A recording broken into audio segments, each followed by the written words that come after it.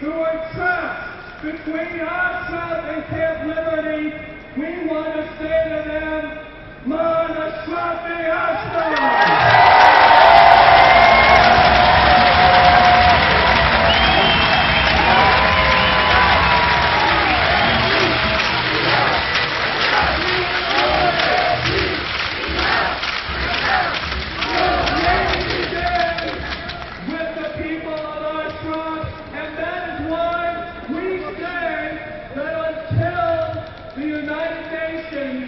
Until the Department of State of the United States changes its position and forces Iraq to make good on the promises in Camp Liberty, we will not advocate for more Ashrafis to go to Camp Liberty.